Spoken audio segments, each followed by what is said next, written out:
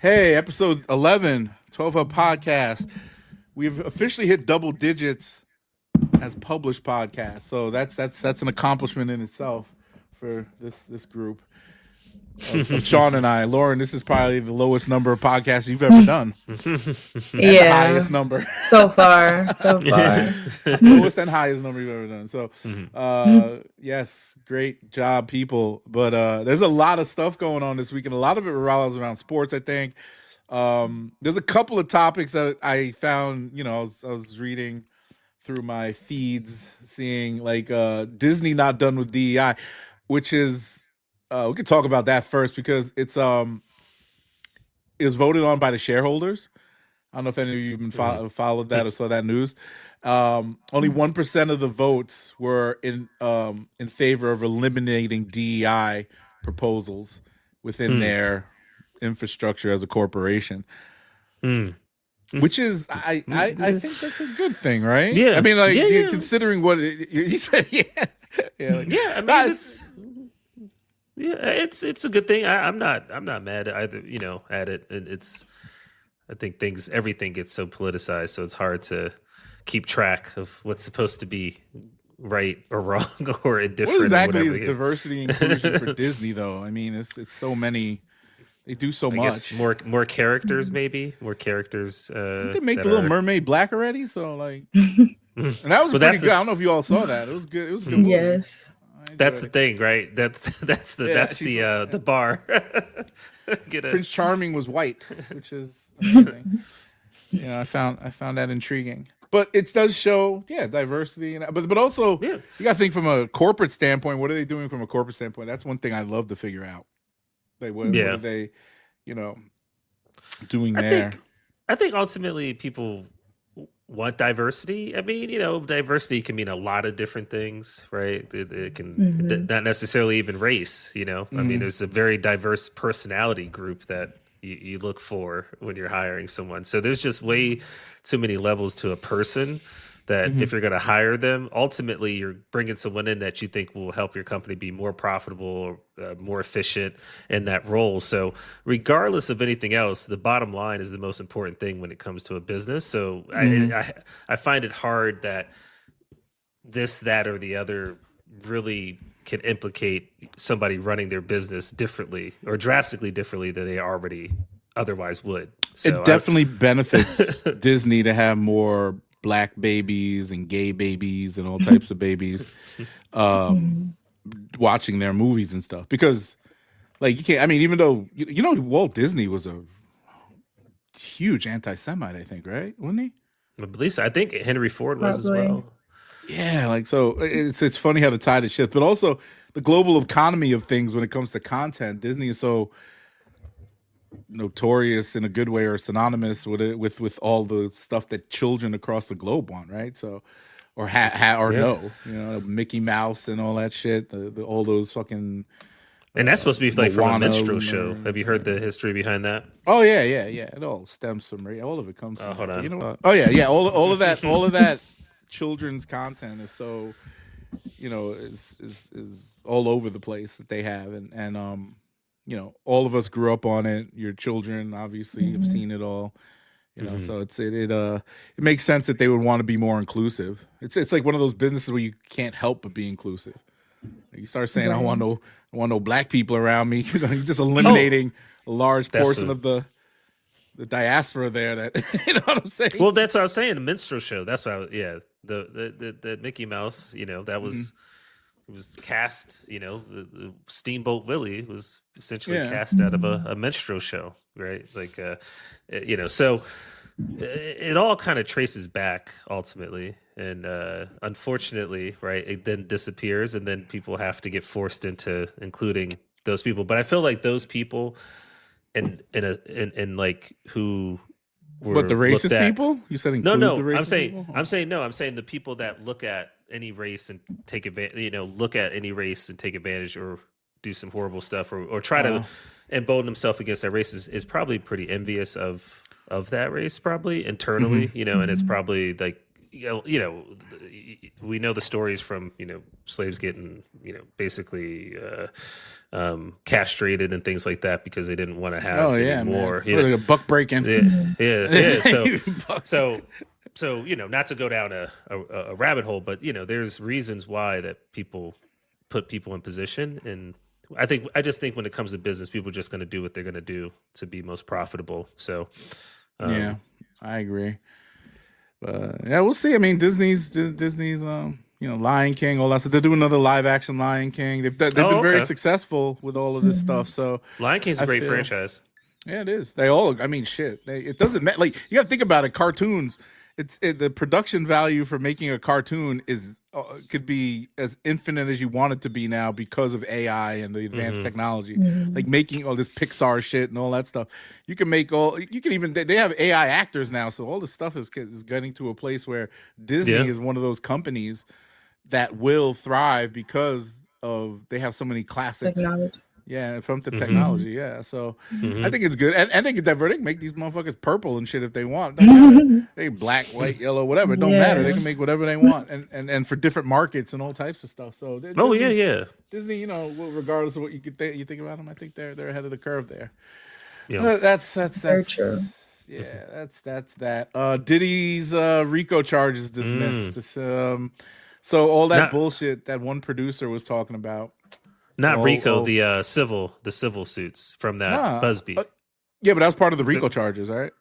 But no, the RICO is still pending, right? I mean, he would be out of prison if the RICO was dismissed. Wait, okay, I'm gonna play this clip. It's the civil suits from Lowell Rod or something. I'm gonna play this clip. I don't know if this guy's misinforming us, but he's a Mr. What's his name here? Demisa. The radio promo guy that turned into a part-time newsman. Let's see. Yeah. New York Diddy case drops the RICO charge. Sean Diddy Combs scored a partial legal win on Monday when a New York judge agreed to dismiss racketeering and breach of contract charges brought against him by music producer Rodney Little Rod Jones. So it's the racketeering and breach of contract stuff that's part of the RICO. Right. Yeah, Lil Rod. The order filed by the judge dismissed only part of Jones's larger lawsuit, but trimmed off RICO breach of contract and infliction of emotional distress charges. Jones, who worked as a producer on Combs's 2023 The Love album, brought the sprawling suit in February 2024. Right, whatever. Yeah, so he's gonna be out soon, I think. What do you think? I don't know. I mean, it seems that they have just the one witness to all of this, which is Cassie, unless there's some other women that I'm not women sure about. Maybe some out against it. Did you see that clip? But I'm talking about in the federal case. I don't know how many are witnesses to all that's alleged, but I know with the civil suits, obviously. But that Busby guy dropped all the civil suits he had against Diddy as well. So the same guy that was working with the other one with the Jay-Z thing, he dropped that, so he's out of the game completely. And he had like 100-something people supposedly. So. Yeah, 100-something. I think I was in that lawsuit. No, it was a 1-800 number. First time ever you had a 1-800 number you could call. That's crazy. To sue a celebrity. Like, come on. Yeah, because they think they trying to play that game, and where you just number one. I know Diddy did some crazy shit, but it's about the reasonable doubt, right? At this point, like, were they willing participants? Did he bust in the sex slaves from China and shit? All the stuff that they've been accusing them of. So we'll see what happens. But I confidently feel that he'll be out soon. I mean, he's gonna be very toxic. Nobody's gonna mess with him. I also feel like I don't victim. I don't like the victim blame because Cassidy definitely is a victim in all this. There's videotape evidence of that, but I don't know how you could be in a high profile relationship for that long and do all these freak offs, do all the drugs, take all the money, do everything. And then one day out of nowhere, just, things just happen, right? Fed charges and all that stuff. You know what I'm saying? And it's weird. I don't know. she got a bag from it, right? And she's keeping her silence now. She's not talking, which was part of the deal for the bag. So, but if you're trying to tell your story, why would you take the money? That's another thing. It's not like she needs it. You know what I mean? Yeah. No, there's a lot of, I don't know. There's a lot of unanswered questions. She could have put this guy away for a long time if she wanted to, but she took the money and signed the papers. So regardless of, even if she comes in as witness to all this stuff, it'll be thrown out in court because of what she signed. Oh. So none of the stuff that she was there. She was freaking off. Like, she was popping ketamine, baby oil, everything. But she can't say nothing. So it is what it is. We must all pray for Diddy. Yeah, I mean, hopefully it works out. For everyone, and everyone can move on from it. But it's a crazy situation, that's for sure. I mean, everybody, Dirk, all these guys, are facing crazy. I just saw Chef G is going to jail for 5 years. You hear about that? Chef G? No, I didn't hear about that. Yeah, Chef G. Like some attempted murder, gun thing or something. Yeah, gang stuff. He pled to 5 years. He could have got 20. He just got out too. He just got out, I think, in he's been out for almost a year, I think. And now he's going right back in. But he's only getting 5 years. And I think that he'll probably be out soon. I don't know. I try to rob him. People said some shit. But he should be out soon because he is on the Trump train, and him and Sleepy Hollow is out there in the Bronx endorsing Trump. So I'm pretty sure there was a deal made under the table. He'll be out in a few months. Right. Shout out to the criminal system and all the people, elected officials, and everybody that are in it. Adam 22, who we were just talking about before the pod. I don't know much about this because I was just on Snapchat and him and his wife are posting pictures of them in the park with their baby and eating sushi. So I don't know what the fuck's going on. What's going on with Adam 22? Why is he? No Jumper. You know that podcast.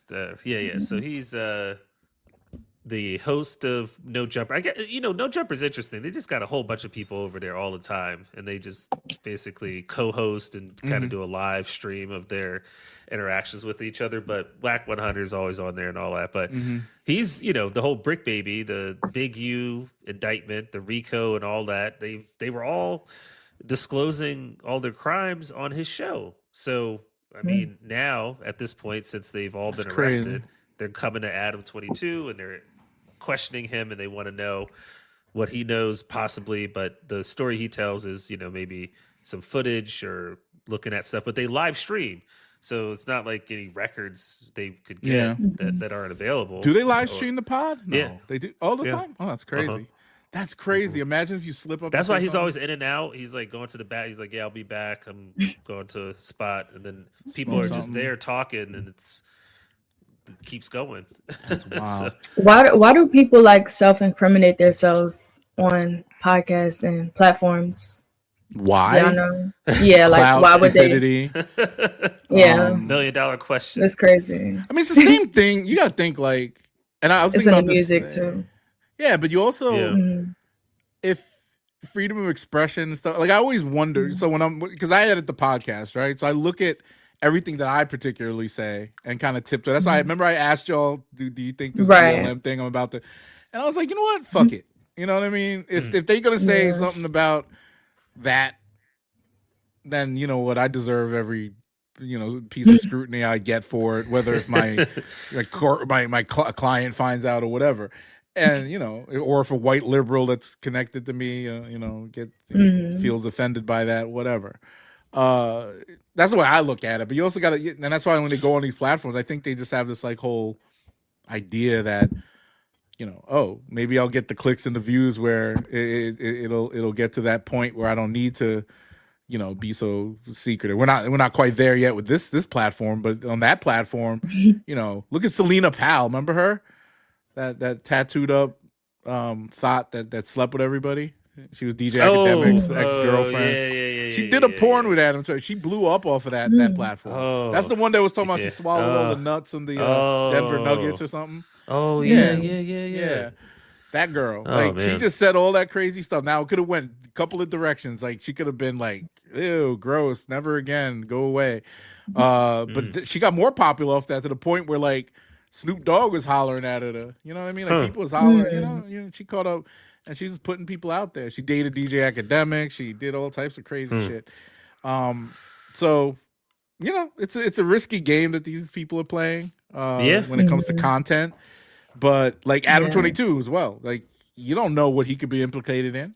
He knows, you know what I mean? He could have seen some shit. You know, there's been many occasions where these, like, some of these dudes, I seen one of these rappers like just fall out and OD'd on his podcast and start throwing up and stuff and all crazy stuff. So damn, right?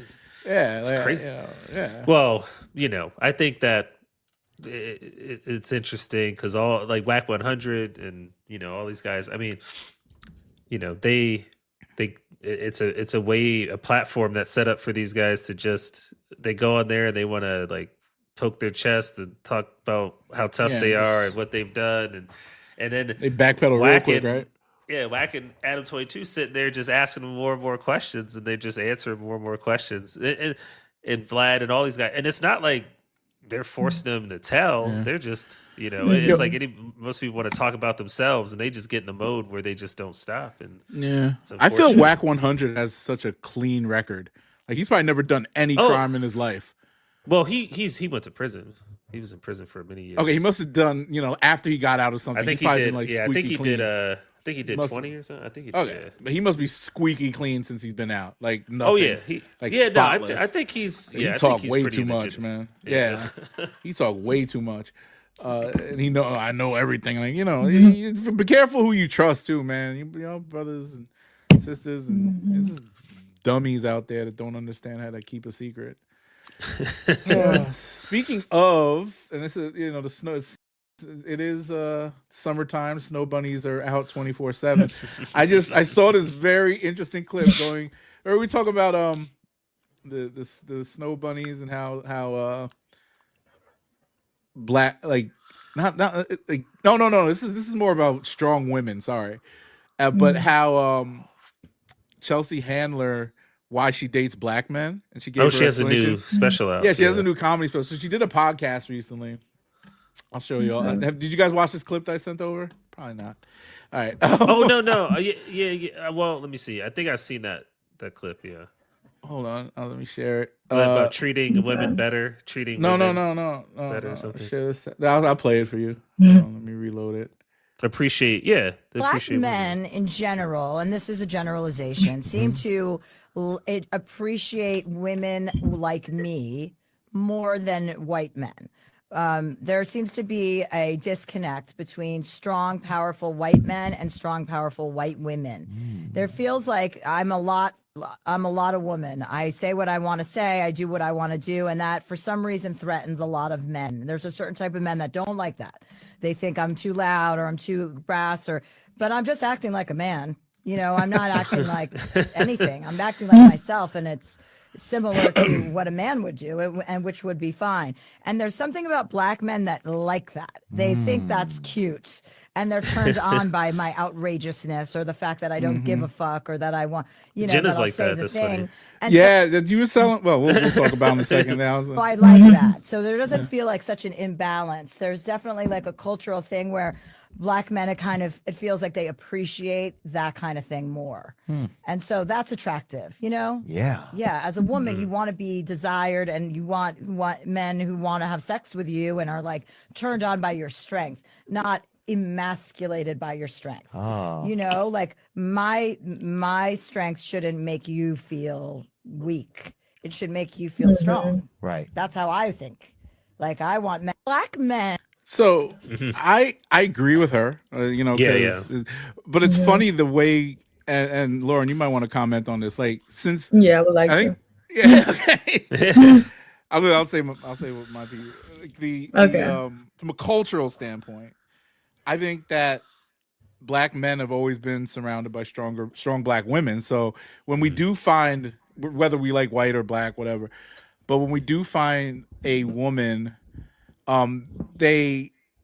we tend to go in one or two directions. One where we like a woman of, you know, maybe the opposite culture or race that is strong, because like the typical white woman is very just lily white and soft flower. I need everything. Daddy's going to take care of me. I want you to take care of me. I need this, that, and the third. You know, I'll let you beat me. I'll let you do this. I'll let you do that. You could cheat on me. I'll just make babies and cook and clean all day. And then this is stereotypical shit. And then the black women, it's like, and this is one of those things. I've toted the line, but you know, I dated white women, black women, a couple of Hispanic women, never Asian women. And the only reason I didn't date Asian women was because my mom was such a strong, like, dragon mom. I'm half Filipino. She was like a dragon mom. Like, you go to school, you learn this and that. She beat us with a slipper, all this stuff. And I was scared of that, so that's why I never was attracted to Asian women. They're beautiful, but I never was like attracted to them in the sense of like, oh, I could date you. Or anything like that. So, you know, I went and wanted, and then I tended to go for softer women. And then, like, in college, some of the black women were just a little harder. So I always went after white girls, and the white girls, the same, like we were just talking about, little cheerleaders, all this other stuff, and whatever. And but that also didn't really, you know, I needed balance. So, you know, I think my wife is the perfect mix of both. Little princess, and she's kind of has a hard edge to her.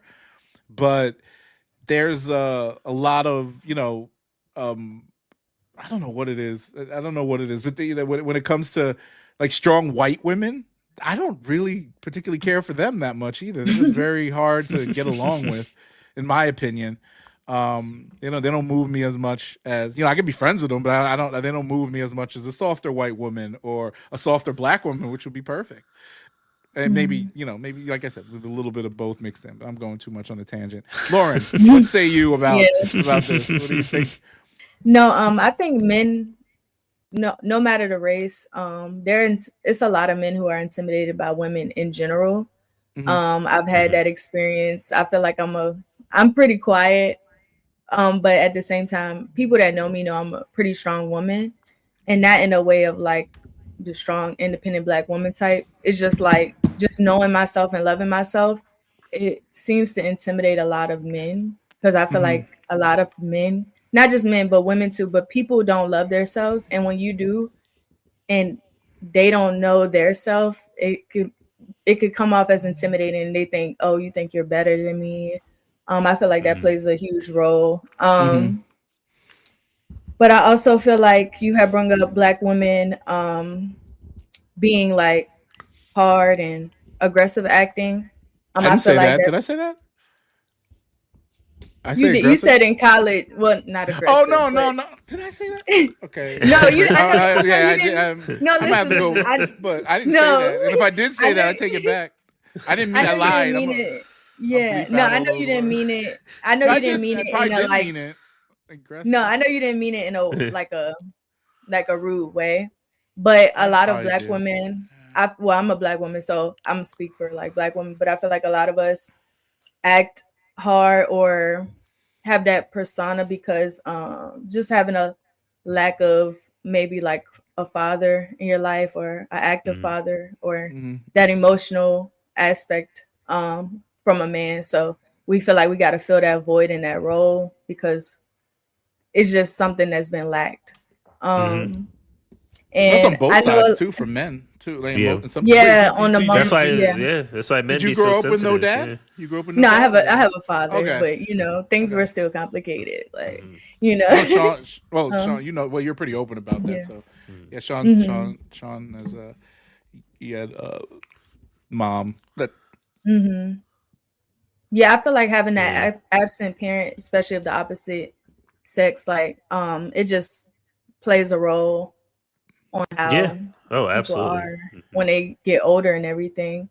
But like you were saying though, I think a mix of both is good, like that balance of being soft but having that strong side as well. But it seems like a lot of people lean on one side nowadays, so hopefully people can find a balance.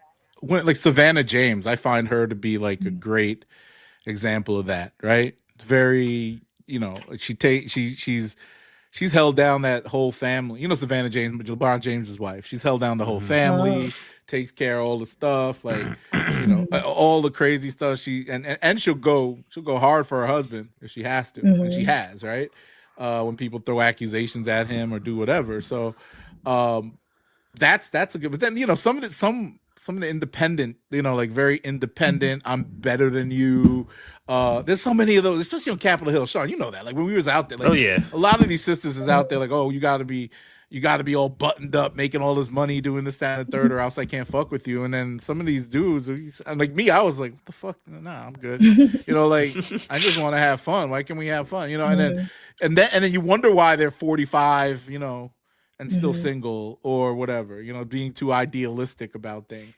And then there's women out there, that just grew up hard because, like you said, they didn't have a father figure in the house. They never could be daddy's little girl. So they never were able to be, soft, and they had depending on how they came up, like you didn't have the time to actually be, feminine. You're like some of these chicks, especially if they grew up in the hood, their moms could be like real hood, like, out at the club all night. You following those footsteps and shit. So it's crazy. It's wild. But then also with white women, and Sean, you can speak on this. I've always, I've always looked at the lily white girls like, okay, but then you don't really take them seriously, right? Especially in relationships. Whenever I dated white women that were like that, like super soft or whatever, I'm like, you get bored with it after a while because they're so needy. You know what I'm saying? I always felt that they were needy. And then this is like college and whatever, and the couple I dated outside of that, but that's why I kind of was like, when I got into a relationship, I wanted somebody a little more independent, that was actually smart, that did, I wish my wife would cook, but you can't win them all. So it's like one of those things, And I know Sean, like you've been on both. What's your story like? Well, no, I mean, I definitely had both sides of,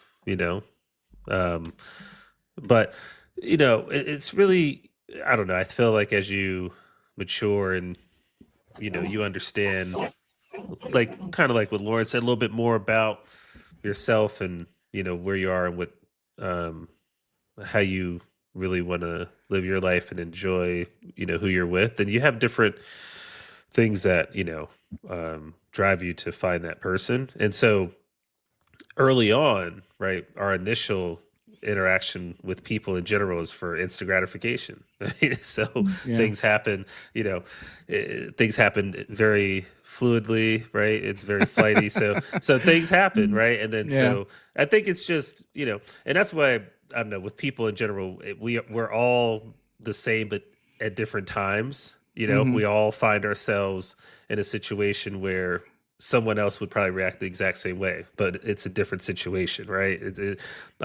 So you drop a wallet, how many people pick it up and try to return it to someone? How many people keep it, right? There's a lot of, but if you drop $100,000, more people are going to keep it, right? So it's like, I mean, the situation. I've returned money before. Changes. Well, no, I've seen someone in ATM, and I've basically, it's like another transaction. I've like, took it back to the bank or whatever. But if someone drops $2 million out of a truck, people then start to really, their moral ground starts to lessen. Oh yeah, I mean, if money's just flying in the air. But I returned. Somebody left like a gift bag on top of my car in a parking lot once. This is when I was working at USA Today, and had the person's name in it, everything. So I took it up to the office, looked through the thing. $1,000 gift card was in there. It was crazy. Wow. And somebody I was like, who's giving out $1,000 gift cards?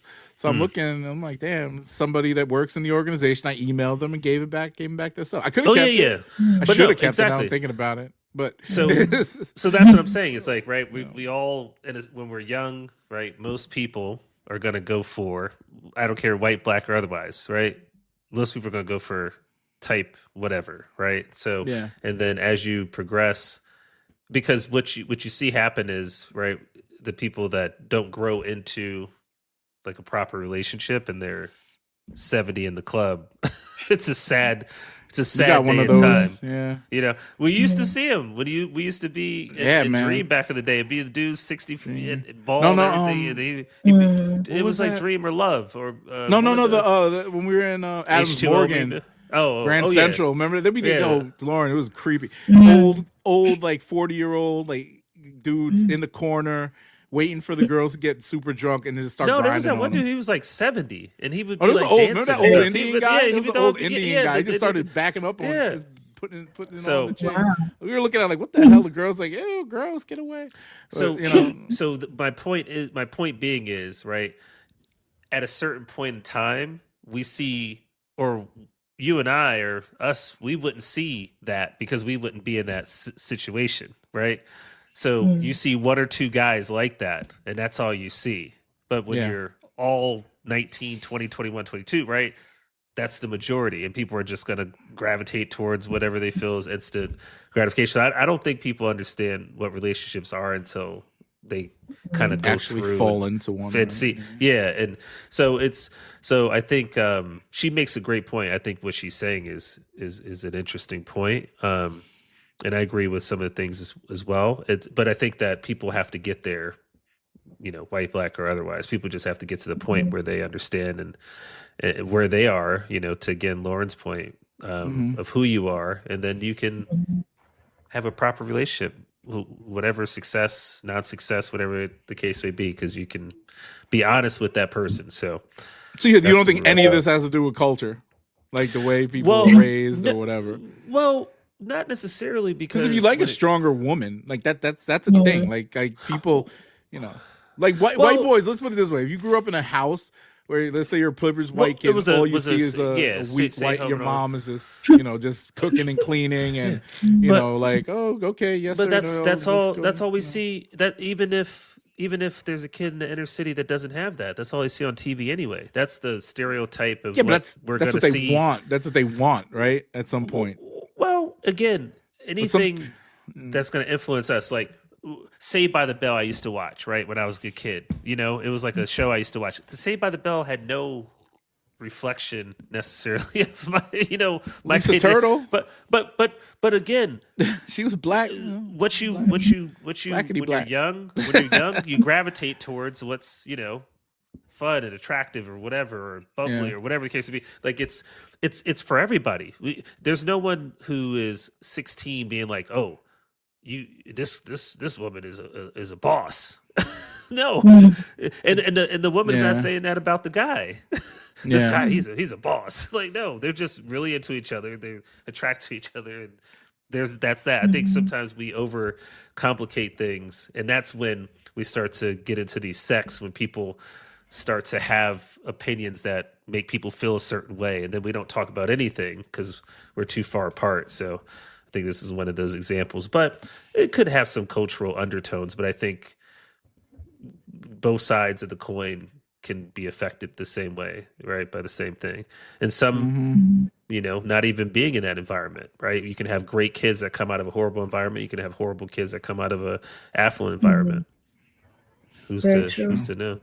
So yeah, see. And then so people get influenced by that stuff. So if you know somebody, like a teacher, or you never know who your first crush will be or whatever. And it could be like a stronger woman, man, that totally is different from what you've seen at home or whatever. Oh yeah. So that could also influence it, or just a personality that you meet out there, because the opposites attract, right?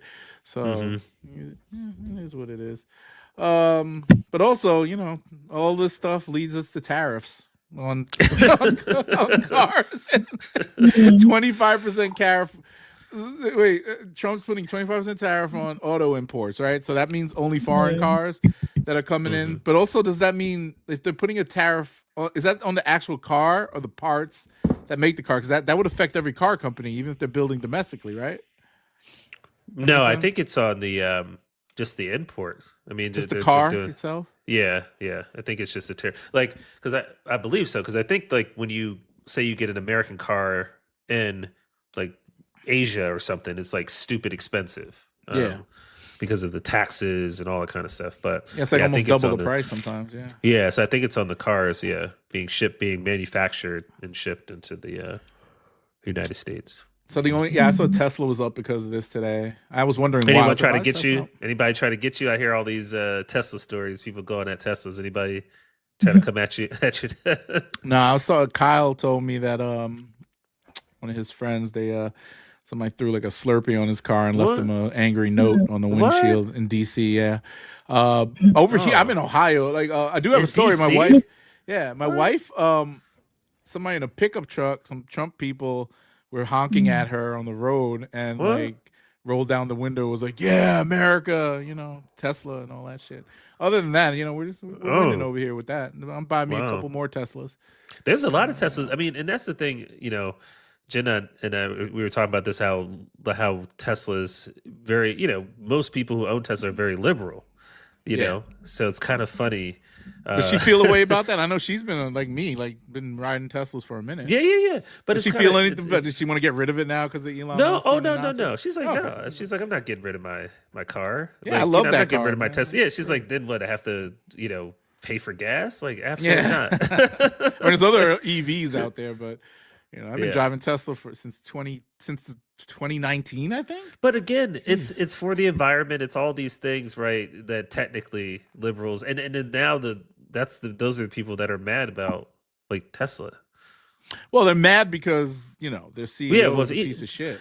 Yeah, but again, we can't typecast the company based on good people work at Tesla. That's a fact. I mean, Tesla was around before Elon, and they're also, it's the same like we were talking about. Well, with Target. I don't think it was people that work at Target.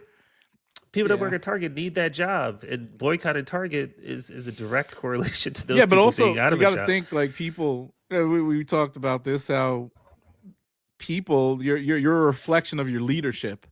Right. So if your leader's a piece of shit and a Nazi, why would you keep supporting that? Because he's getting paid too. And he's getting paid way more than they are. Yeah, but again, it's a greater, it's a greater good, right? War, a lot of people get killed, men, women, and children, right? We send people literally into a death sentence when they go out there, but there's a casualty of war, right? And those are with actual lives at stake. So yeah, I think he should be a casualty. He should resign and let somebody else run the company so it isn't successful. Yeah, but I'm not gonna, I'm not gonna get to a point in my life at having, again, like I said, being a consumer, and I've talked about this, and have any inclination of any company and have judgment on any one person or CEO, their leadership, knowing the fact that I've been consuming all this shit my whole life from whatever that I know most of the leadership has not been for us, by us, or I agree. The general rule of thumb has not been the case. But to the extent that we're seeing way. And so, the machine is bigger than, this situation. The machine is going to keep going. Elon Musk can disappear tomorrow, and guess what? Tesla will just keep on pushing along, just like after Apple with Steve Jobs. I mean, Tim Cook, and, once you have a machine like that, that's. Yeah. Hey, Lauren, we lost you. I had to get on my phone. Yeah. I'm on my phone because my computer is really acting crazy. Oh, was it stuttering up? So I had to switch. What'd you say? I didn't know if it was stuttering. Yeah, we saw your thing was there was a video delay.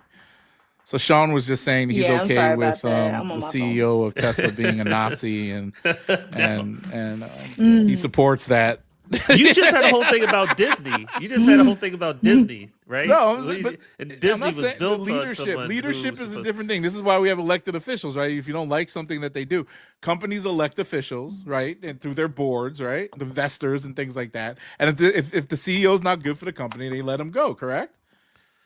But again, you even said that the other, we just talked about at the beginning of the podcast. We were just talking about, watch your mouth. I might not say the right thing and it might mess up something. No, but this is what I'm saying. But you're cool with Elon Musk doing all this shit. You're like, I'm a happy Tesla driver. It's not about being cool or not cool weird, or indifferent or whatever. It's not about any of that. It's It's about the fact that I'm on an HP computer. I've got a Apple iPhone. I've got Tom Ford glass. I've got situations where if I dig deep, I could probably figure out the same people that are in leadership. It's not those companies. Look, it's a different thing than look. Every company, we talked about this before. All these corporations always, slave labor, forced labor, low What I'm wages, talking about in general, all that shit. the idea Migrant they workers, have of people. all that. But that's not that's it's These people can be horrible people. Well, but this guy is so outwardly horrible, so outwardly stupid, so outwardly like fucked up that he is in no position. The guy's on ketamine, bro. He's fucking high all the time. But He's again, a weirdo. If he like gets 15 fired baby from mamas. Tesla tomorrow, if he gets let go, or He'll be they broke force as him out, fuck. I'm saying if they force him out or whatever, then what? It's okay to buy Tesla, and before that, No. it's not okay to buy Tesla. That's that's not what I'm the saying. point. That's not the point. But that's what I'm saying. I would not support a company if I like the product or whatever based on the owner of the company, unless there's a situation where someone's jeopardizing like my life or something, or my livelihood. Well, essentially, look, there's literal people who are committing, and I do believe that some of these people should be labeled domestic terrorists that are throwing like Molotov cocktails through dealerships and shit. But if it's getting to that, and the corporation Tesla understands that as a publicly owned company, who I have shares in, and you probably have shares in too, and Lauren probably invests in Tesla too. Who knows? But all of that shit.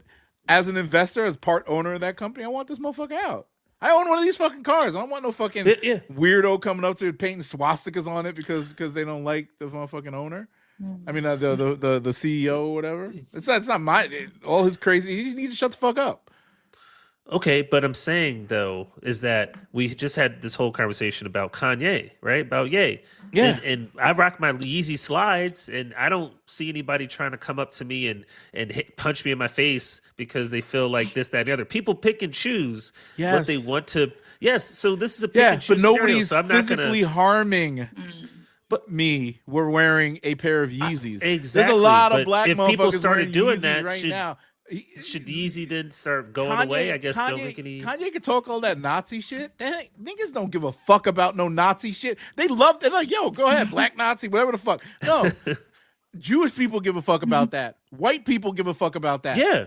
Like, if he was wearing some shit like fuck all you niggas, I hate slaves, then I'll be feeling a certain way about that shit. But I don't. That's not my battle. Oh my God, look at my dog. Yeah, like. It's not my the stuff that he is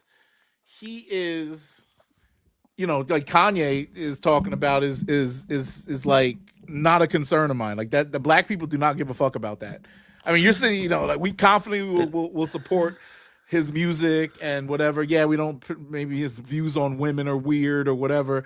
But at the end of the day, we all listen to hip hop. We gave Dr. Dre and Snoop Dogg a pass. But that's what I'm saying. So people pick, like certain people pick and choose, right? And certain people have more power to pick and choose, right? Those fights and try to make some. It's like we've talked about the whole Black Lives Matter and all the different movements. I mean, it matters as far as like what the message is. What are you trying to accomplish? Now, if Elon being out of the company is what you're trying to accomplish, this has nothing to do with the fucking with my money. The company. Well, I'm just saying the people that are going after Tesla cars. It's irrational for them to go after Tesla cars. Why don't you go to your congressman, or why don't you go to? Why don't you boycott? Why don't you not just buy a Tesla? Why don't you not, I don't know, advertise with Tesla or whatever the case would be? Like, I don't know, whatever you think is appropriate. But the people that are doing what you're describing are not the people that should ever be in a position to make decisions for anything or force any change. They're not making a decision. It's a decision done by the corporation because they're afraid of those people. Like if it got to the point where every Tesla was being like vandalized, do you think at that point you say, hey, this guy gotta go? Like when your Tesla gets vandalized, what are you gonna say? Well, listen, what I'm saying is like, think of it like this. Think of you are the first black family to move into a white neighborhood. Think of it like that, right? And guess what? But I'm saying, but I'm just saying, think of it, in the 50s and 30s, whatever case it be. Just think of it. You're the first black family that comes in. Nobody knows you're a black family, and then you step outside, right? Yeah. Target number one is on your back, and then your yard's you got crucifix on you're getting your windows broken, getting all this and that and the other, right? Okay. And then Yeah. What does that have to do with? No, I'm trying to make a point. I'm trying to make a point. I don't even know where this is going, but go ahead. So, all right. So your option would be right to move, right? Move. Why would no. So you're saying I'm not going to have a Tesla, your car, and this and that and the other. It's different. It's different when one person affects millions, right? I'm one person moving into a white neighborhood, and every white person hates me because I'm white. I'm the Tesla in the neighborhood, right? Yes, that all these white liberals hate. But the people though that I'm saying there are people, not all, that will come to your home and vandalize your home. Yeah, but there are people problem. that Tesla's won't do the problem, not yes, me. but I'm saying there are people that won't do that and be just as bad as the people that are doing that. And what I'm saying is, whether or not Elon is this, that, or the other, doing whatever he's doing, there are a lot of people at a lot of companies that are not doing what he's doing, but acting exact same way. So they're not acting. No. They're not on Twitter doing all the shit that they're doing. They're not running. They're doing something more diabolical. No, they're not running fake government organizations that are cutting all our benefits and everything. So if not for Elon getting involved in the political scene at all, and he that stock would be $600 right now. I know. That's what I'm saying. So. What? Now motherfuckers know he showed his true colors? Come on. He's been the same person before he got into a political arena. He's been the same person. So now all of a sudden he's a this, he's a that. And now everybody want to be all like, oh, he's, get him out of there. He's been, people have known who he is. His history is pretty well documented. No. It's different. They always accuse George Soros of doing these things. He's not sitting there doing a 60 Minutes interview where he's talking about, I'm a Nazi sympathizer, I'm this and that. He's not on Twitter every day making up shit or misinforming people or sitting there in the Oval Office saying he runs the government, putting up a fucking Tesla dealership in front of the White House. The people he's selling cars in front of the fucking White House. It's crazy. Who does that? That's wild. Well, and you're giving him a pass. Oh, it's okay. It's whatever. No, I'm not saying it's okay. I'm just saying if he leaves tomorrow, whoever they replace him with, I'm not oh wow, this guy, this is a great person now. Wow, it doesn't matter. It does not matter. What I'm saying. Everybody has their own skeletons. There's no moral high ground for a fucking company worth trillions of dollars. You have to stop. I said, if I move into the white neighborhood and I'm the person that they hate, there's a reason why they hate me, because I'm black, right? Now, there's no reason to hate a person because of the car that they're driving, right? Unless that car is directly, especially from a company standpoint, where the backlash is coming from the leadership. There's nothing, your example of me moving into a white neighborhood in the 1960s is stupid because it doesn't make any sense. I'm black. I earned my way into that neighborhood. They don't like me because I'm black, not because I'm a black Nazi, because I hate Jews or any of this stuff. They just hate me because I'm black. But what I'm saying is, Hugh, is that same hatred that they have is the same hatred, and this is what I was saying, that different scenarios Elon Musk essentially saying.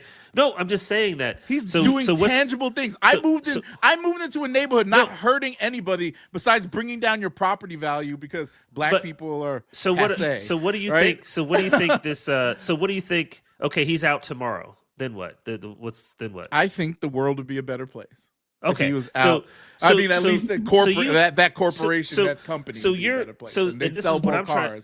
And what I'm trying to explain is that a company's worth trillions of dollars. Okay, trillions of dollars. The person who's running that company doesn't give a shit about anyone who's driving any of their Teslas. No, I think they do. They should. And the reason why the stock is down is because of that whole, they don't do any marketing. They let this idiot run wild and talk all this crazy shit, and there's backlash. It's the same. It's a perception. Okay, it's not. It's okay. Care is what the care level is. I want you to buy a Tesla. I want you to buy my product. That's the care level. I want the product to be safe because I don't want to be sued. Is it care or is it risk of liability? Is it that? Who knows? But there's no care. The people that run these companies don't care about you or me or anyone else. I don't No, care who you put. the percent. I don't Okay, care. you gotta understand something. You have to. You care enough to make a good product that we're going to use, right? Like you like, care enough to not to limit your liability to who you're selling your product to. So if your product is something that's whatever the consumer product, whether you eat it, ingest it, you drive it, you fly it, whatever case may be, your care ends at the liability of when you buy that product. I understand that, but you have to. So there's no. If the leadership is openly saying, "I am this, that, these are my politics," he might come out and say he don't like black people one day. Are you going to buy his product still? Then I won't. I'm stuck with whatever I have now, but I won't do that. I don't. I'm not going to support that shit. No, I'm not saying to support this, that, or the other. What I'm saying is that. Oh, you don't like me? I'm going to make you richer. No, mind you, behind closed doors, it's whatever. But if you're openly doing it, which is what he's doing now. So, Lauren, would you buy a Tesla if this guy was openly saying our whole hip hop, women? our whole hip hop scene, I would not. There you go. See, simple. No, of course. But I'm saying is like our whole. He might go out and say that one day, but you're talking about okay. You're talking about what people do, and I'm talking about what the assumption is that I feel that people in certain positions already do. So I can't. He's literally doing this. I don't care. He could be the most racist person behind the scenes. I know that most white people are like that.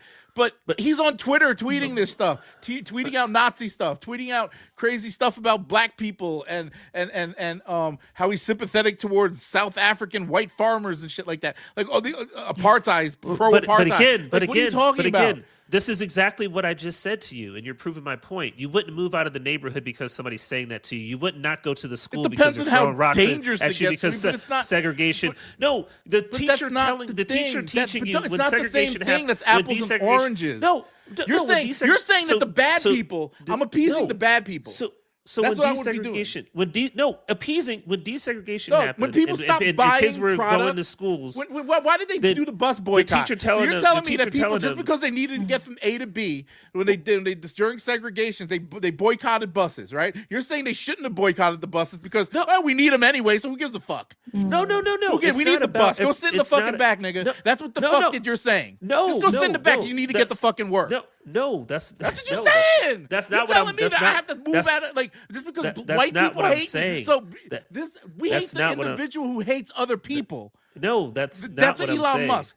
A group that's not what I'm saying. That's you literally just said it. You told me I have to move out of my neighborhood because a bunch of people hate me. Well, no, I'm saying would you? I didn't say you have to. Oh, would I'm I? saying, would you? I have the choice. I'm saying would you? But look, if I'm risking my life because a bunch of people, if a bunch of people who thought like Elon Musk said, "Hey, I'm going to burn crosses in front of your house and do all this, that, and the third," I would definitely get the fuck up out of there. You know what's funny? Because most people, right, tend to want to buy in a nice neighborhood, which is traditionally a white neighborhood. So let's get past the whole what we care about people say and this, that, and the other I won't support. Because typically gentrification comes from within, from us giving away our shit to them. But I'm just trying to give you the mentality of it doesn't matter. This is car. Tesla, Elon saying whatever the hell he wants to say is not going to change the dynamic of Tesla with regards to the consumer. It will. Because number one, the company itself is not stable. You know that the valuation is super high just because but that's of what he always says. been the case. The technology is further behind now because they haven't evolved because he's been doing other shit rather than leading the company. He's not good for the company. You're a business person. You know if you were fucking up on your day-to-day job, you gotta go. Yes, you gotta go. So why are you justifying this shit? Like, I'm not justifying it, but what I'm saying is, I'm saying, no, you gotta go. You can't even agree with that. You're a business person. It's fine.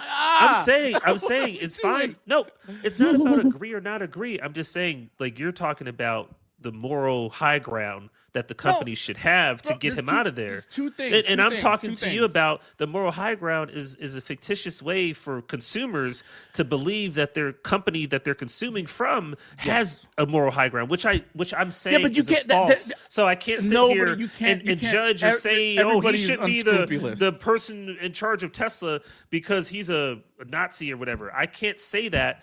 and think that other people involved in other companies, even inside that same company, are But what probably does that not have just to like do it. with the It person has to who's do with the openly fact of being doing a it? realist. Openly or not, I just can't be like, oh well, get Well, him out of there the because thing then is, it's going to be dude, better. That's It's the same what I with feel like the politicians. shuck and They jive lie is. to get The shuck into and jive- office. Trump lied to a bunch of people. Like he's literally all these immigrants that he's deporting, right? He said, "Oh, I'm not going to deport you. You're the good ones." Oh, but now he's deporting the good ones, right? He said that he's a liar. He's a fucking liar. Now they hate him, right? He's a liar. But they Elon all Musk are. is just. I know that. We know this. But when you see the, I told you I'm a cynic. I Yes, can't yes. I can't take a position and say you can't. you know, You can't. this you, is you have because even from a because business with that standpoint, you can't see that no, that's bad for no. business. Listen, it's You can't say that's bad for. Is there something that I know you have a it's- lot of things look, to say? Bad you- for business. Bad for business. Bad for business. How is it bad for business? Is as it bad far for as, if you came on this podcast? You have your own business, and I have my own business. If I came on this podcast and said some of the things that we talk about on our phone calls in the morning, or said some of the things we might think about women or listen. people that are around us, we'd be. I'd lose my business probably. But Like, that's right? but that's the era that Same we thing with come these from. guys, That's not these what we're motherfuckers- that's not but what we're living same in with these now. motherfuckers, That's they not getting- what we're living in now. These motherfuckers We talking on literally- podcasts. So bad for business. They're going to we jail, literally- right? Do we they not literally deserve have to go to jail? Hugh, we literally have a president. But What are you you're talking letting about? That did Elon all Musk that said slide. all the things. No, but I'm this is the saying, thing. I'm saying to you said earlier we about literally these have a people, president Sean, that said Sean, all the Sean. things and did I know, all the I know, things, I know, and but no Sean, one you cared. just said- So you just why? said- yeah, I like, know, but still, So it's like what are we if you talking go on a about? podcast and start talking about who you murdered and all that stuff, do you not deserve to go to jail? Do you not deserve to lose your business? Because you might have a business and it's corporate and public, and as you go on a podcast talking about, I hate this, I hate that, or I shot this person, I did that, and the third, then the cops come and arrest you, you go to jail, your business now is in jeopardy, stock price of that business goes down, and all that Okay, stuff. I'll answer that. Now, I'll answer that should question. you still Yes, be I'll answer CEO that then? question. Should I'll you still answer be that question. CEO then? So if you've done all those things and you don't say it on a podcast, should you still be CEO? Because that's the point I'm making. Yes, you should still be CEO because nobody knows. See, so that's what I'm saying. That doesn't But make any it's sense to me. stupid I things you can't do, dude. rationalize He's that literally what you doing just this. He said. bought I Twitter can't- so he I can can't do whatever the rationalize, fuck he wants to do. But the point you just said, I can't get to that. I get to How the do you point not of they're get to both that? the The same. motherfucker is out Whether there just you're doing, he's talking getting a about it and pass. showing it, 'Cause you're and I know cynical? you're doing, and I have an That doesn't make assumption any based sense, on bro. It history makes that no you're doing sense. it anyway. I feel you're just can't going get in this to, tent because you don't want to one be is wrong. better than the other. Like you Well, just Lauren, don't do want to you admit feel you're like- wrong. Do you The feel like motherfucker one's should better go. than You the know, other? you went- You're bro, better if it's in front of your face No, versus behind, or do you think Bro, it's the same? you've taken I you've tend to think, taken me business personally, 101. I You think I it's think understand it's the that. same. I have a What do hard you time mean? being like, What do you oh, mean, he Lauren? What do you said go it in ahead? front of my, What are you talking about? What's the same? You said, what do I mean? Yeah. I mean, I feel like it's morally wrong, even if you say something messed up in front of the people. I mean, like it's messed up even if it's behind the Yes, scenes it's too. the same. I mean, No, I get. nobody's gonna really admit that, most people are not, but like if you I don't know, if you stick to having good morals, like that's wrong. Yeah, it's not about morals or what If you that do makes behind the sense. scenes. It is about the understanding that this person, we know what he's about. People don't like it, so now he's feeling Right. the backlash of that through his pocketbook. People are not going to buy your car. People don't like you. People are vandalizing the cars that you sell, right? And in turn, it's affecting the people that own the cars, like me, like Jenna and you, Yeah. whoever the Right. fuck owns the cars. That's a bad thing. They get rid of him, the stock price will go up. They get rid of him, they'll do better marketing. They'll I don't get rid of him, disagree they'll with evolve that. technology-wise. I don't He's not disagree doing with the that. job.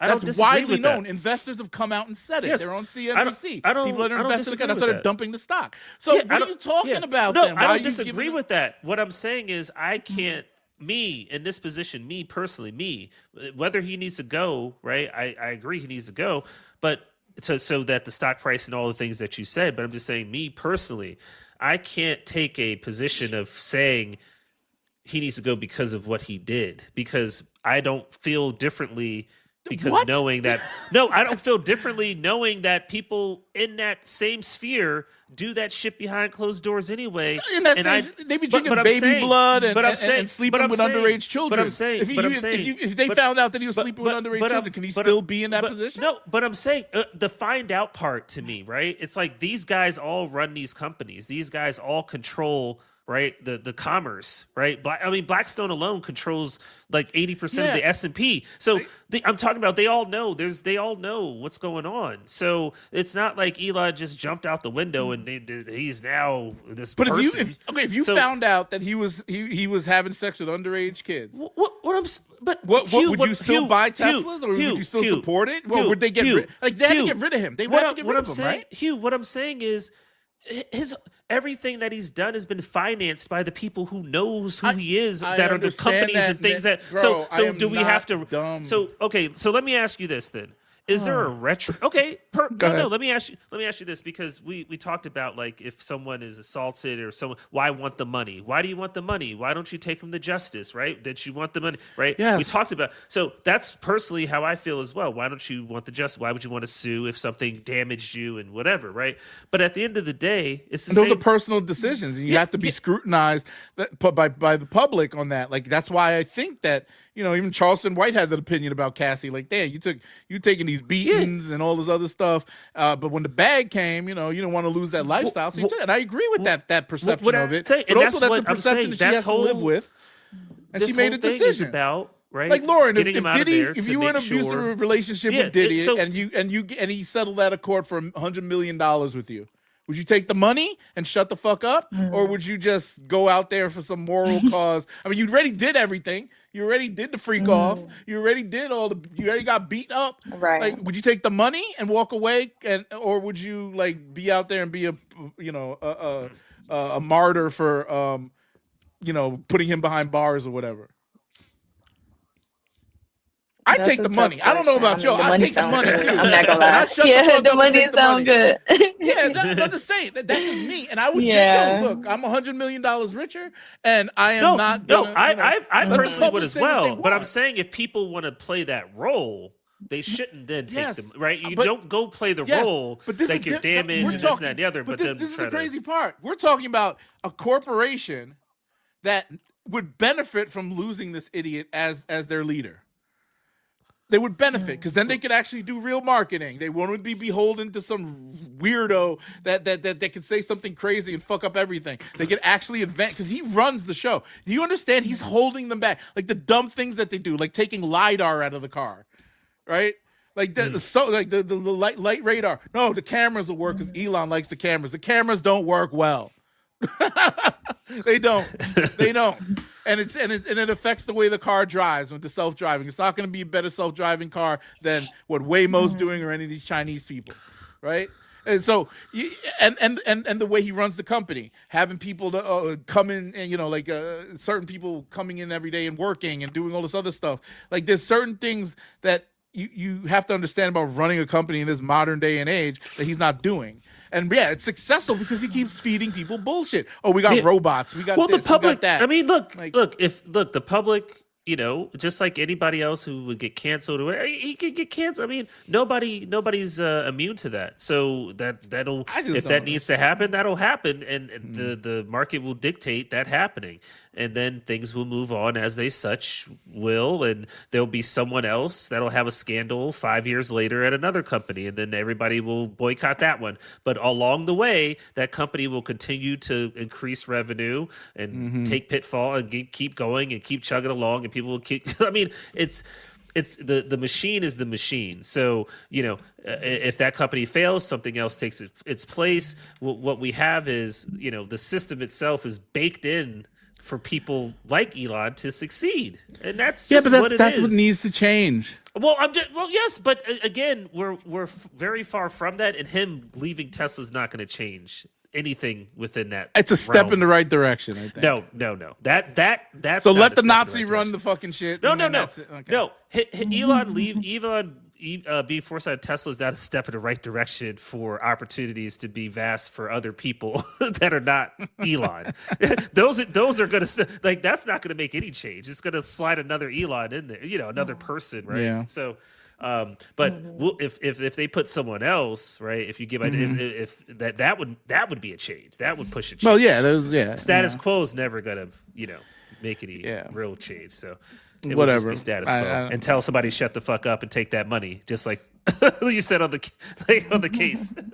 I mean, these are decisions we have to make in life. Like, I would say, look. If I was being, if I was part of the freak offs and all that shit, and I already took the pain. I mean, it's compensation for the pain and suffering that you went through, and it doesn't. I mean, look, I can't. I don't. I think I would. Public scrutiny. Who gives a fuck? Like, I don't care. I wouldn't want to be in the public eye after all that. So I think Cassie did the right things for her personal well-being. But there's other people that might have been victimized too that aren't speaking and all that type of stuff. If they choose not to, then whatever. The feds are going to do what they're going to do because they just want to get Diddy because he's a successful black man. Like, they didn't do none of this stuff to, fucking Epstein. Like, none of the I mean, until the real shit hit the fan. Right. But like, he's been doing it for a good part of 40 years. For 40 years almost, this motherfucker's running around sex trafficking people and stuff. Diddy over there just partying and bringing prostitutes over. Illegal, he was crossing state lines, RICO. Like, come on, bro. Well, that's how they're getting these rappers now. They just get them on bullshit. It's only black people they do this to. That's another thing. Fly them out. Speaking of, a rap. I guess, man, I didn't talk. Let's keep it moving because this wasted too much time talking about that nonsense. I can't believe. Oh my goodness, Sean. I don't know what to do with you. Anyway. Okay, the war plans being leaked on the Signal chat app. It's dumb. Yeah, it looks like they already executed the plans. The guys got the things. Like, what do you think? Should there be any consequences of this, Sean? Should there be any, or it's just these people are going to do that anyway because they're dumb? Well, no, I think. Well, my thing is, I don't even really understand because I know they're trying to, sweep it under the rug and move along and not really talk much about it. And so apparently, I guess the editor was invited by the Secretary of Defense or someone from his staffing team or something. So, so it was obviously very sensitive information with an impending strike. I mean, that's very dangerous if this guy Top was secret. Yeah. But logically speaking though, he was the editor of what again? The Atlantic. Okay, what was he gonna do with this information? Sell it to the? He could have, like some terror. But I'm saying, I mean, this has been floating around since I think he said like sometime in February. I know, but I'm just saying the mode in which he received the invite means that he's in a system of some sorts of contacts within the White House. So I know how this goes with journalists. So there's always in every administration there's people that leak like information. A window, right? Right.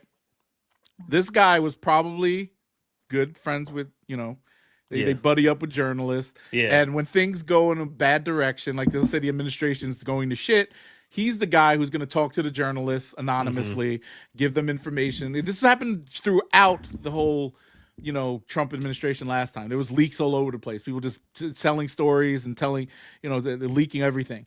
So more than likely, I know somebody's going to lose their job over this. At some point. Oh, yeah, the staffer. Trump's all about loyalty. No, I don't think it's a staffer. I think it's going to be the person who is like, why is this liberal journalist in your Rolodex and getting added to our group chat, right? That don't make sense. Why are you talking to this guy? All right, so he's got to go. I think it's that the guy who set up the group chat, the guy who's whatever. And then you also got to think about the incompetence around it for them doing that. There has to be some kind of concept, but there won't be because they're hypocrites, obviously, because they wanted to throw, like all the non-top secret shit that Hillary Clinton had on her servers and everything, and that they never found any evidence on. This is literal top secret information about war plans, and then no heads are rolling. But that's just the way it is, right? So it is, look, you could argue about it. I don't really care at this point. They're just going to fuck up everything until they let out the plans for whatever next war we get into or how much, Netanyahu dick they're sucking or whatever. Like, it's all going to just, like, be a shitty next 4 years, and hopefully we get out of it in peace with 50% tariffs on everything that we buy. Whatever. Well, I think it's I don't know. This is a weird weird time.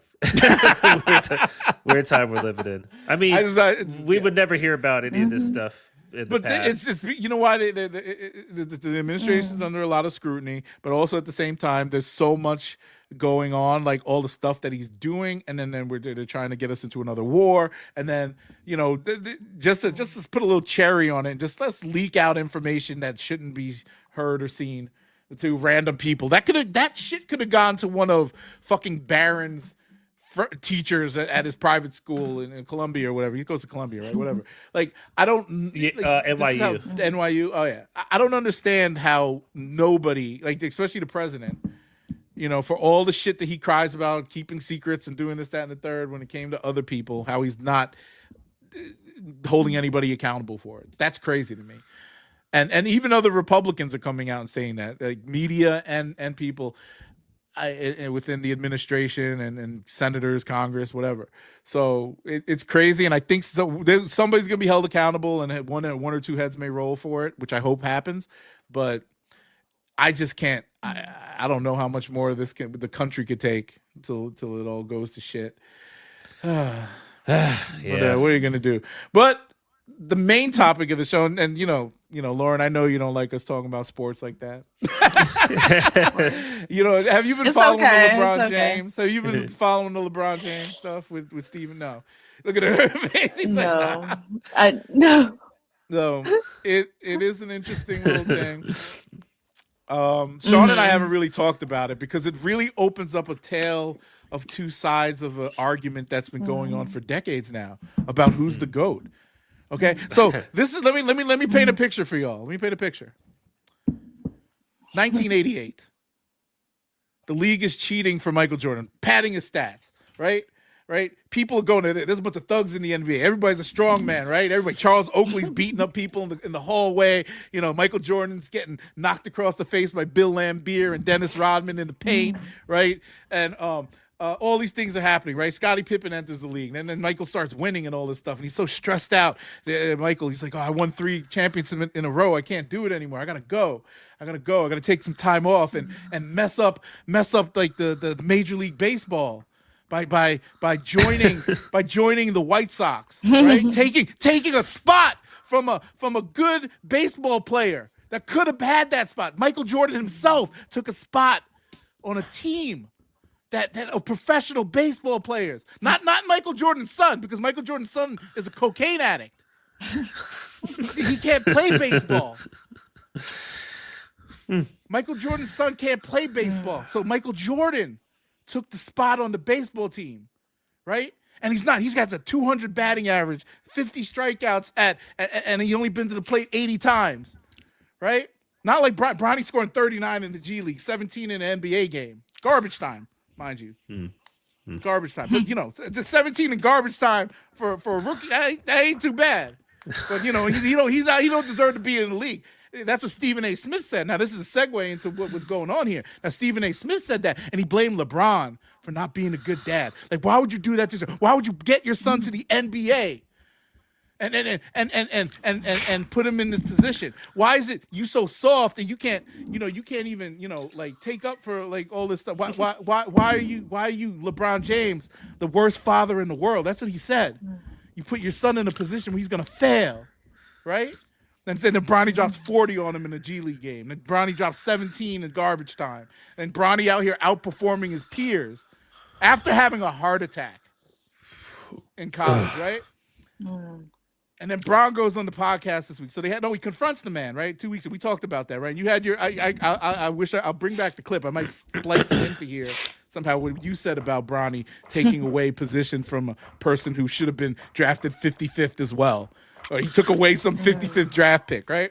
Whatever nonsense you were talking about. This is Sean. Like, Lauren, your excuse in this conversation. So Stephen A. Smith and Sean Marble are crazy. Though. I'm following. Yeah, Marble Marbs is crazy on the internet. So I hate Bronny James and all this stuff. Oh, no. No, I'm just glad. I'm glad that his dad could get him on the team, though. That's not what. Okay, either way. No, that's cool though. I would do the same. So I would look if I could get my if I was LeBron and I could get my son on the Lakers. You coming on Lakers if and Stephen A. made that point. LeBron that's said not it what himself. happened though. I'm gonna play. I want to play. I want Phoenix play my and Boston son. were looking at him too, so he could have been drafted. Either way, this whole I'm not done painting this picture. Mm-hmm. So Stephen A. says this crazy stuff, and then LeBron confronts him at a basketball game and says, keep my family's name out your mouth or whatever. Stephen A. Smith goes on the television. Man, I might have had to throw some bows with the men. Like back in the 80s, back in the 80s, they didn't fuck around. Charles Oakley used to, beat up, all this, everybody used to get beat up, the journalists, whatever. Yeah, because they were all high on coke and shit and couldn't shoot or do anything. They could shoot some heroin or whatever the fuck they were on, but they couldn't do it. Or having sex in elevators or whatever, Magic Johnson, getting AIDS or whatever the fuck they were doing. So yeah, they doing all this stuff in the 80s, right? So like they're tougher, they're stronger, they're better basketball players than these weak guys now that are so conditioned that they could play for 22 years, right? So he says all this stuff. He gets on the thing, and this week, LeBron goes on the McAfee podcast, and this is part one of our discussion here. He said Giannis Antetokounmpo, probably arguably top 5. I would put him maybe number 3 in my top 5 currently in the NBA. He said, LeBron said on the McAfee podcast that Giannis can drop 250 points on a player in the 1970s, right? All right, 250 points. Now, clearly being hyperbolic. No, he's not. But they all. But you got to think about these journalists. Say the same shit about Jordan. Oh, Jordan or even Iverson now. Sometimes they Jordan, say Jordan can score 50. 50 a game, Jordan in this league. Well, Jordan averaged 40. It's 37. 38. So did Harden. Harden did 36, I think, close to enough, right? But get to the line enough, hit enough. Jay. Come on, he's a ball hog. Shooting a lot of 3-point shots. His averages went down when Scottie Pippen got there. He wasn't averaging 30, 40 points, 38, 36, 35. Oh, that's funny. He averaged 30 for his career, so that's interesting. But go ahead. Do you understand how averages work? He averaged. The front part of his career, he averaged 32, 33, 34, 35. And then it got lower. Okay. Front part of his career, 32, 33, 40, yeah, when he was winning those chips. And then what was the back part of his career averaging, according to you? Barely. Because he was a 10-time scoring champ. That means he led the NBA in scoring 10 times out of 15 seasons. When you have to share I don't understand. But it's a team sport. You understand? No, but you're telling me that in this modern day and age, yes, he was averaged 50 a lot of points points, a game. a lot of seasons. Okay. Now, Giannis averaging 250 points a game. That's or just scoring 250 points, which could happen. I mean, Wilt magically did 100 points and we never saw it, but whatever. So if that can happen, which it probably won't, because I don't think. I mean, Kobe did 81, so yeah. Yeah, that's crazy. But I don't think that there's enough. I mean, he'd take a lot of. He'd have to literally be the only one scoring the whole time, and they'd really be a lopsided game. I know you got more possessions back then, but it'd really have to be a lopsided game. So, yeah, he dropped 250. He's being facetious. He's being hyperbolic. Whatever adjective you want to use, just throw it in there. He's being, just talking crazy. But they talk crazy like that about Jordan, and every Jordan idiot is like, yeah, Jordan can do whatever. Jordan can drop 100 whenever he feels like it, bro. Like, da-da-da. Like, no, you can't. It doesn't make any damn sense. He was just saying, and when you saw it, I don't know if you saw did you watch the whole interview yet? I've seen most of it. I mean, I've probably seen like 40 minutes of it. Because Michael Jordan was on there. You'd be like watching it right now while we're trying to do the podcast. Yeah. I tell you, I can't make it today. Anyway, he added context to that because there was no context. As everybody reacted to that clip that they put out about Giannis 250 in a game. And they were like, oh, he's being disrespectful to the 1970s. No, he wasn't. And I said this before. Oh, my God. I commented He did on somebody. say, whatchamacallit, get arrested for witchcraft. What did he say? Who? Dribbling the ball. Oh, yeah, Kyrie. No, that's funny. But it's real. Yeah. But the crazy part about it is that, yes, that type of stuff would happen. But I commented before I saw the podcast on this guy's thing. He was just saying the caliber of player that Giannis is. Like, he's not saying that he's better than Wilt Chamberlain or Dr. J or Kareem Abdul-Jabbar. He's saying he's that caliber of player that those guys could have done the same thing, but he just dropped that because he's strong. He does all that stuff. He understands the modern game better. Like, he would drop that type of them type of buckets on them in the 1970s if he was in that era. But he's not in that era. And that's why they don't fairly assess the modern era of basketball. Like, it's more difficult to play now. Yeah, they score at a higher clip because the guys actually learned how to shoot. Well, right? I don't know about the learn how to shoot. I think making a jump. No, a 3-point. So a 3-pointer, right? That's not necessarily learning how to shoot. Like, I feel like jump shots, back to the basket, turnaround J's. Like, I feel like they're like shooting. Those are more difficult shots. Form. Yeah, but you're back to the basket, you turn around, and then you look and shoot before you can see the basket. Yeah, I think that's more difficult. I think these they just shoot. Loft shoot, threes. Everybody's shooting 5 to 7 threes, like each. Like, that's crazy. I know, because center. They need like the 3-point line. I don't know if they should move it back or they should make it every shot count for 2. They should go back to every shot counting for 2 because that'll even out the odds. Probably more mid ranges. Anyway, this is beyond that. So you didn't watch the whole podcast, which is sad because like 45 minutes. Okay, I watched the whole thing. He said some things. Well, it was only like an hour. Yeah, I know. His commentary, just going back to the whole Stephen A. Smith thing. And this is why look, Skip Bayless, Stephen A. Smith, they're fun to watch.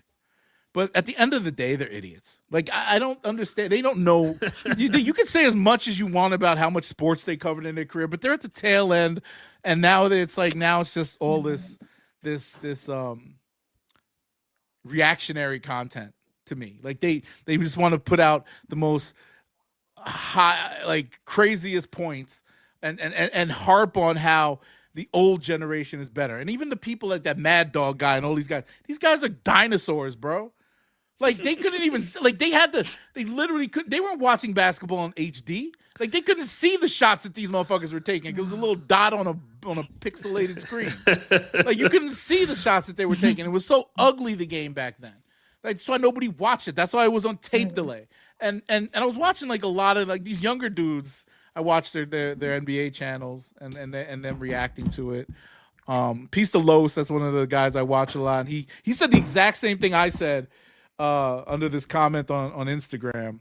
But yeah, we're talking about the greatness of the players and the eras that they were in. Yeah, Kareem could manage this and Michael could play in this era. All that. The rules are different though.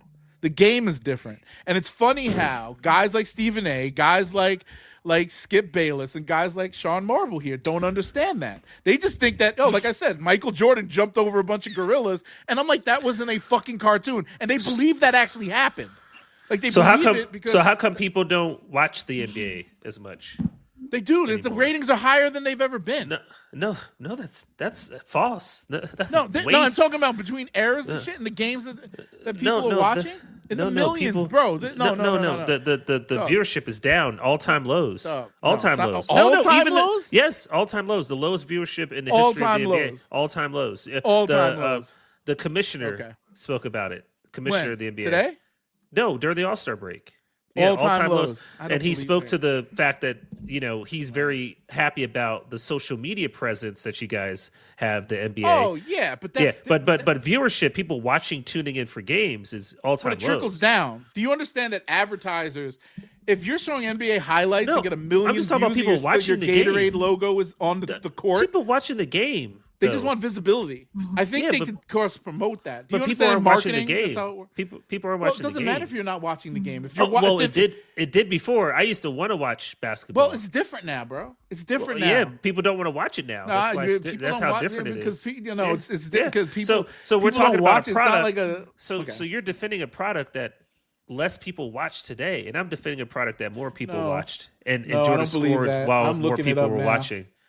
Yeah, look at viewership. The NBA Finals that Jordan was in is still the highest rated finals ever. Highest rated sporting, one of the highest rated sporting events, but highest rated finals ever. Yeah, look at the highest rated finals is the 2017 Jazz. finals. No, the Jazz and Bulls. Hold on, what are you looking on? Pull up, share your Wikipedia. Highest rated. Yeah, share your screen because I know that's a lie. Share my screen. Highest rated. Where do you get your information from? You probably get it from the jordanblog.com. Highest rated. Let's see. Most viewers, game 1 through 7. What's this? Is this for the finals? This is finals, yeah. Okay, so average. This is the 2024 finals versus the Mavericks. Okay. All right. Oh, so this is just showing every year. Oh, well, so this is no. nothing. I'm showing yeah, it. go to the highest. Look, no. 2017. Here it is. 2017 Warriors in Cleveland. Keep going. That was the highest. To the real 2016. Numbers. Go to the real numbers. Was pretty damn keep high. going down to the real numbers. Those numbers are low. Go down. 2004. Look at that. 90s. Go to 90s. 18 million. Oh wow, you're right. Oh, yeah. 98 Bulls. Yeah. Holy crap. Yeah. 99. That's real. 29 million. So that's what I'm saying. Like Jordan moves the needle. Like that's just period. I mean, wait a second. Yeah, no rating. Yeah, there's no wait a second. That's the yeah. I mean, these numbers go all the way back to 80. That doesn't make sense. 14 million viewers. Yeah. Nobody's watching this shit back, man. Yo, I'm telling you, people don't watch the NBA as much anymore. 5.8. Look at 2024. But 11.3. But this also that's a huge look at. All right, I get it. But the way people consume media is different too. So if you count for well, that was the pandemic. Yeah. And that's different. I don't know if or whatever. There is a thing that you can't. There's the unmeasurable reach when you're talking about people who are streaming this stuff.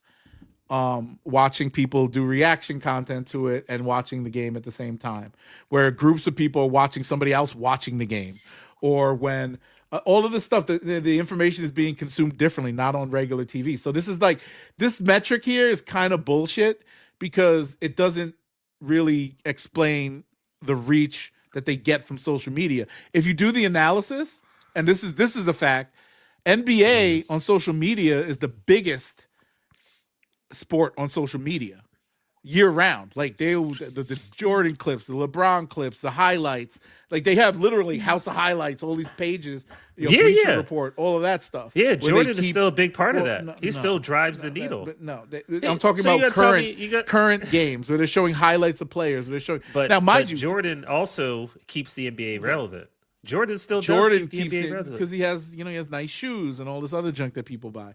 That's and people different. Still talk that's about different. him. No, that's different. You can't slap a logo for Gatorade on his shoe, right? So that Gatorade logo is on the court, on the Instagram clip, on the TikTok clip, on the TV clip, and people are seeing that logo. Ways to monetize it is one thing. Let me people put it this way. that want to see the game is another. I'm talking about people that want to see the game. I'm not talking about the derivative of the thing that someone on their people phone are watching. Fell into a bar and watched it. That's different. It's not. It's the same. No, it's not. They come for the action, the highlights, right? So you don't think back in the 90s that people had parties to go over people's houses and watch the game? So that 29 million could be 70. So I mean, I'm just saying that people consume differently now. These kids are attached to their iPads. Oh, absolutely. And whatnot. And parents are too cheap to pay for the nice cable package when they get the NBA or whatever. So you don't know how these people are consuming it. There's back channels to doing that. Well, again, and we didn't know how many people were watching it when in a you group did. That's because why. more people in a group. No, I'm saying in a group setting, you might have 7-8 people. The family household was a lot more back in the 90s. Then you had your friends over. Then you might have had 20 people in a house. And how much watching shit the finals. was on TV? That doesn't happen anymore. In the 90s, not everybody had cable. When the last time you had somebody over to watch a basketball game? Used to be a thing. You remember that? Yeah, I know, but now people could watch. My wife does not give a fuck about basketball. She wants to watch Real Housewives. She will leave the room and watch Real Housewives if the NBA Finals are on. It's hard to get Jenna her doesn't. watch. Yes, Jenna doesn't watch. Exactly.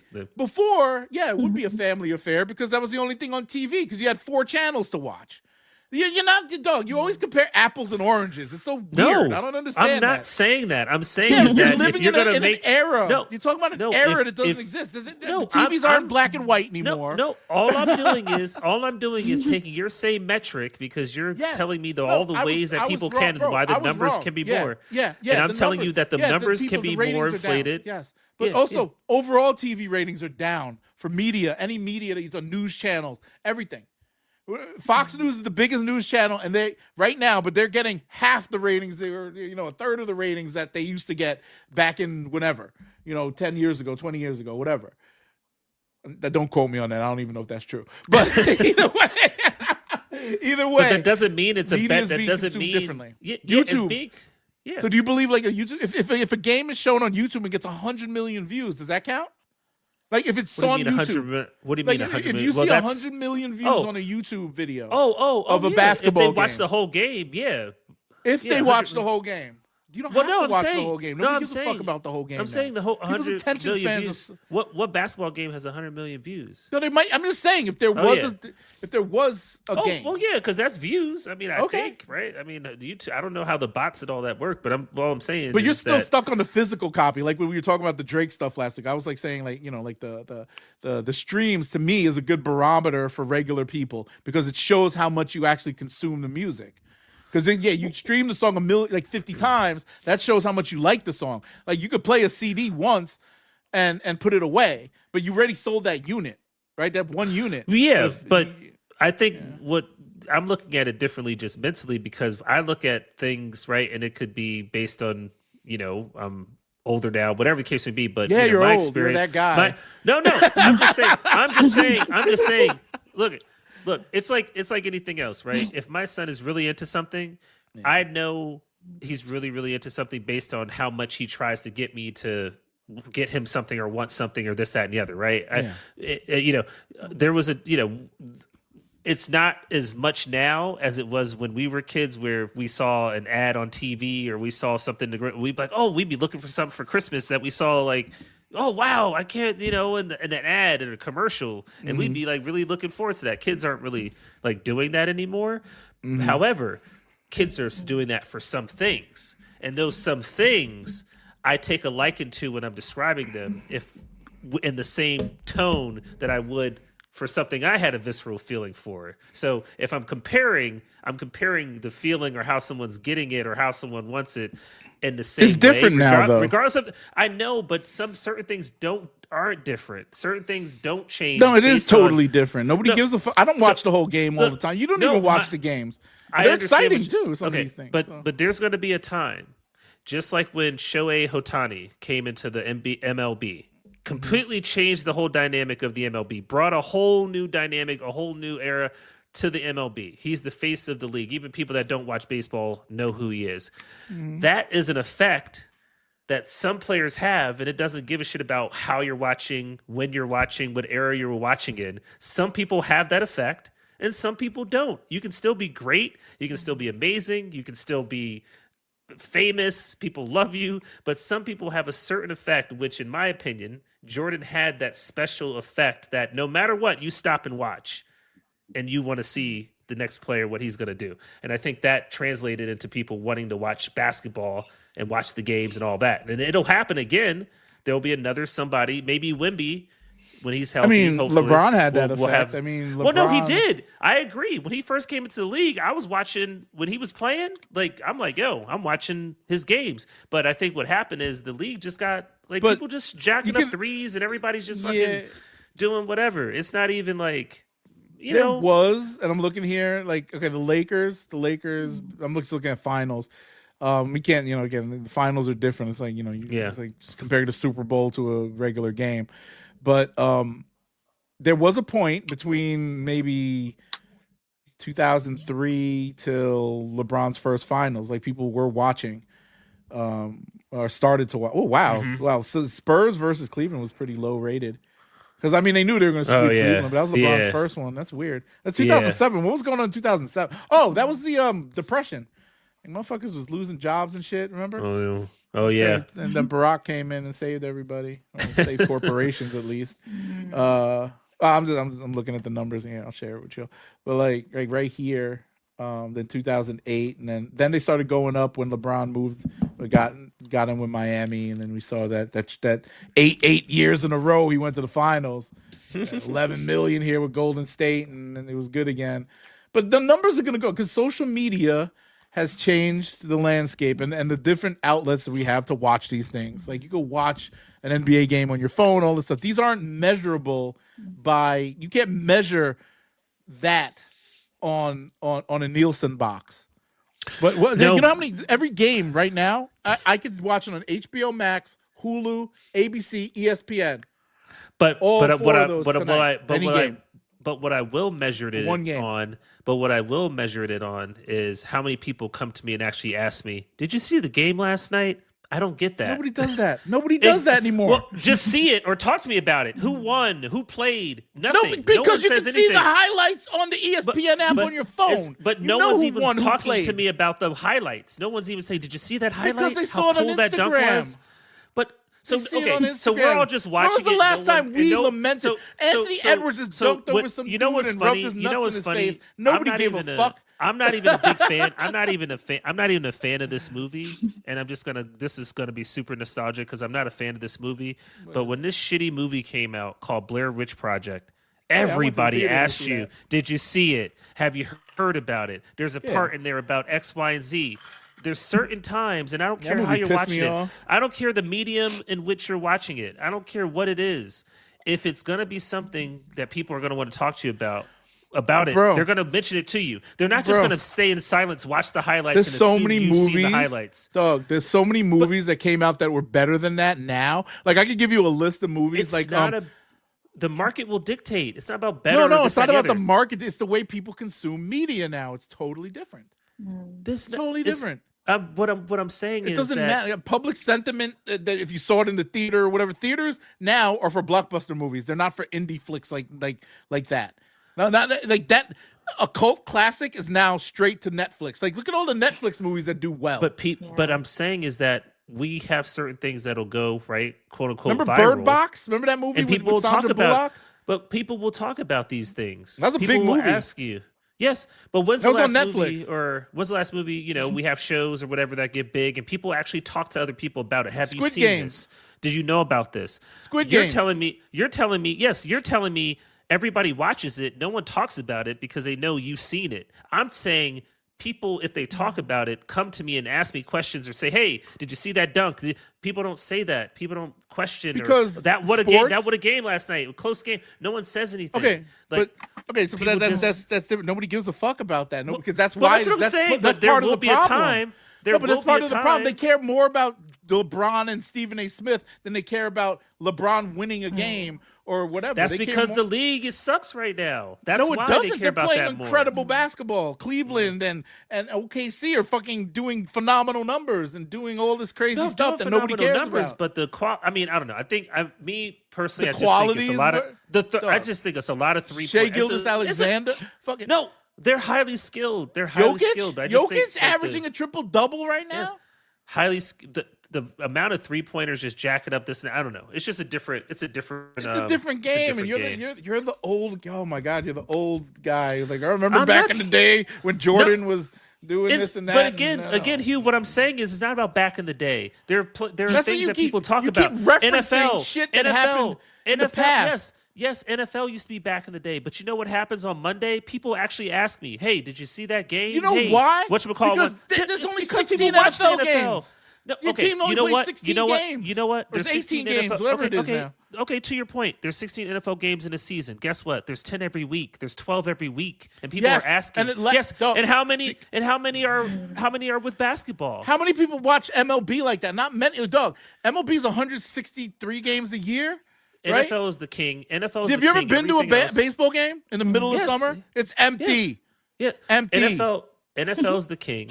There's no comparison. NFL. Because it's good. Games. So 18 games. If they had a schedule where they were playing 80 games, it's exciting. It's fun. It's fun to watch. The NBA is monotonous. Okay. NBA Lauren, is not a sports it's very fan. fast paced. Yes. So. But have you ever been to have you ever watched football, like a Super Bowl or playoff football or anything? Have you ever sat and watched an entire basketball game, like a whole from start to finish?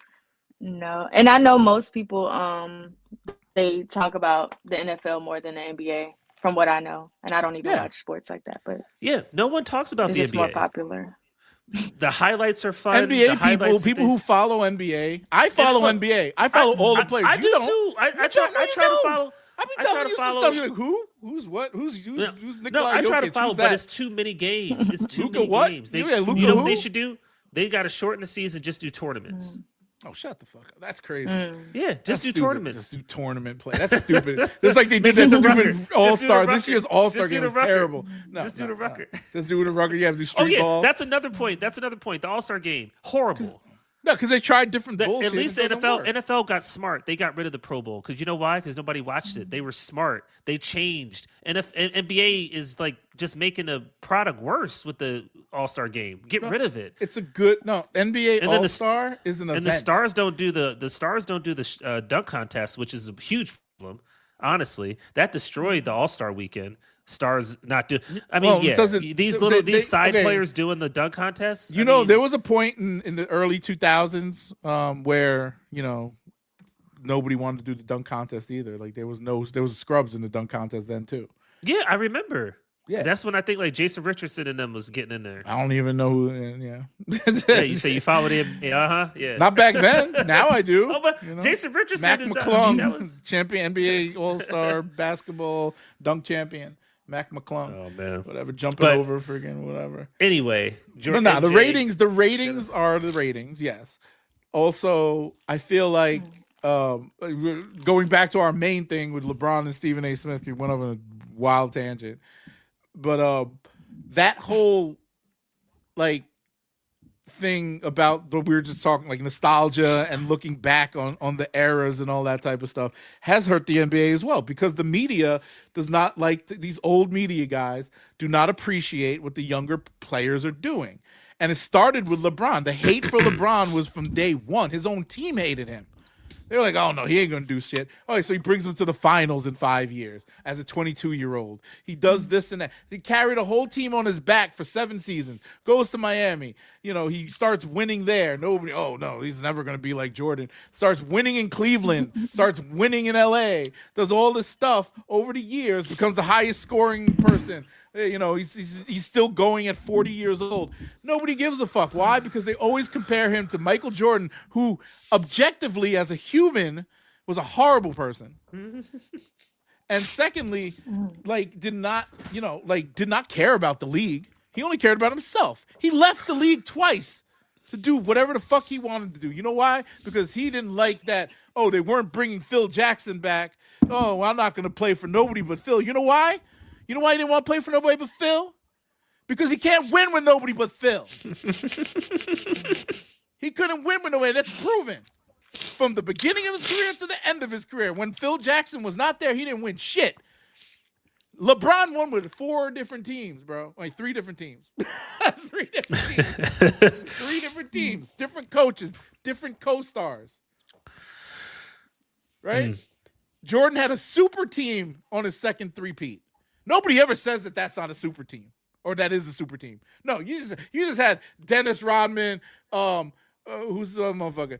Pippen, Jordan. The 2 best defensive players in the league and the best offensive player on one squad. That's like it sounds a little like the Golden State Warriors, don't it? I think like two really good offensive and defensive players and a whole bunch of really good role players. And them Golden State Warriors were no joke, but you know who took them out? LeBron. They had to go get KD. They had to get Kevin Durant. 7 foot. That's the 7-foot gorilla that was that fucking Michael Jordan was jumping over in the mystical movie Space Jam. In real life, you can't do that. Like Kevin Durant would be in his way, blocking his bitch ass shot. That little mid range that he had. Kevin Durant would be blocking that. Spider. I'm just in closing. Whatever. In closing, I'd like to say I'm glad that MJ is still prevalent today as much as he was then. Yeah. It's great to see that he has fans and anti-fans alike. No, it's not real people who are realists. It's a compliment to his. It's a compliment to his amazing prowess on the basketball court. So I'll leave it at that. But I got a jet. Elon Musk and Michael Jordan are your favorite people. I love it. Good clips, whatever. Next week we'll have some people on and some things to talk about too. So see y'all. Have a good night. Thank you for participating in the weekly discussion. All right. All right. Peace. Peace. Bye.